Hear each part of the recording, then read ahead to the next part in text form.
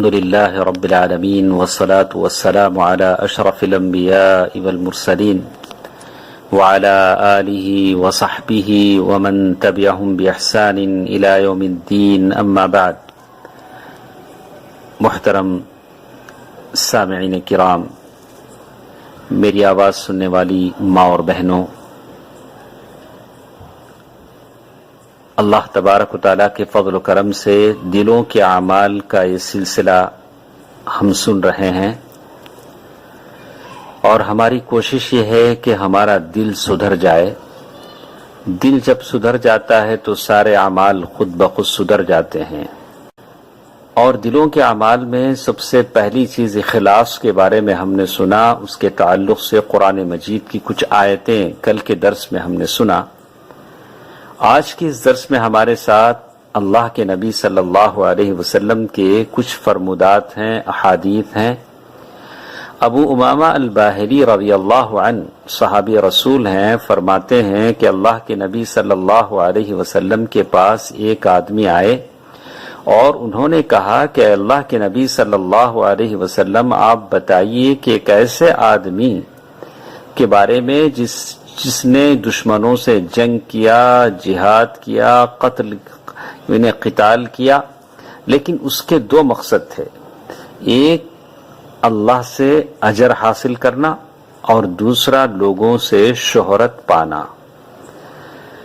ایسے آدمی کا کیا حکم ہے؟ ایسے آدمی کے بارے میں آپ کیا کہیں گے؟ اس نے اللہ کے نبی صلی اللہ علیہ وسلم سے انہوں نے دریافت کیا. اللہ کے نبی صلی اللہ علیہ وسلم نے اس کا جواب دیا، لا شیء لہ، ایسے آدمی کو تو کچھ بھی نہیں ملے گا. اس لیے کہ اللہ سبحانہ و تعالی اسی عمل کو قبول کرتے ہیں جو خالص ہو، جو صرف اللہ کے لیے کیا جائے.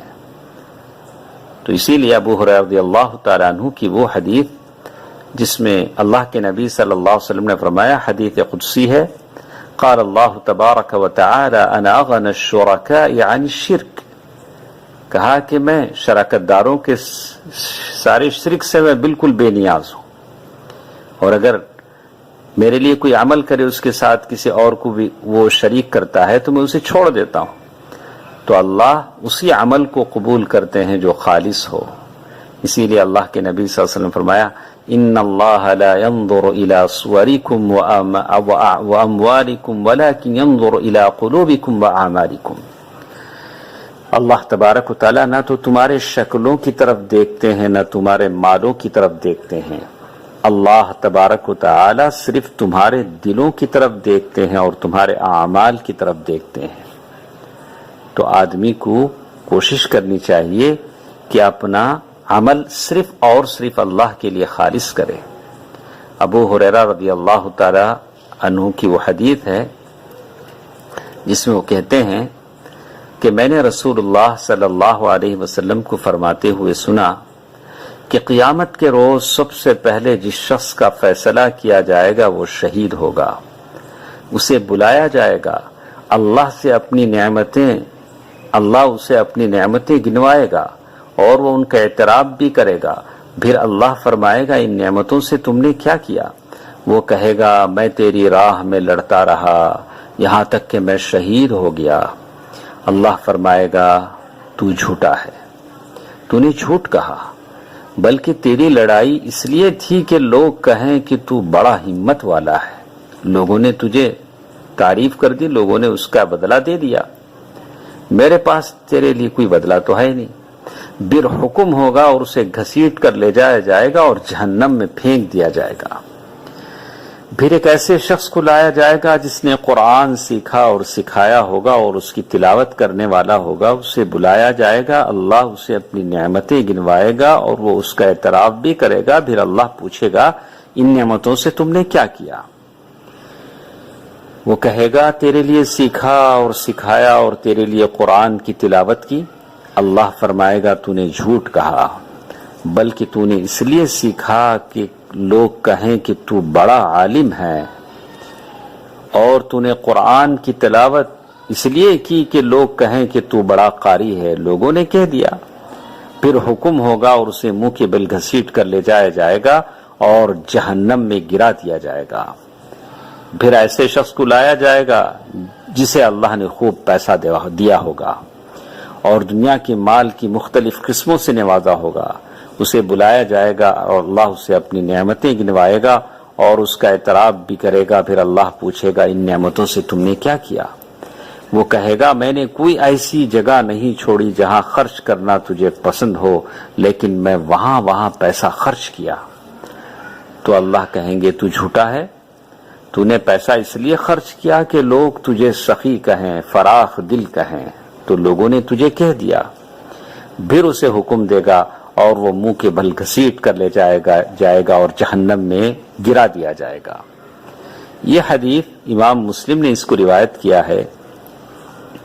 ان لوگوں نے بظاہر یہ تین آدمیوں نے، شہید نے، عالم نے، مالدار نے بڑے نیک کام کیے۔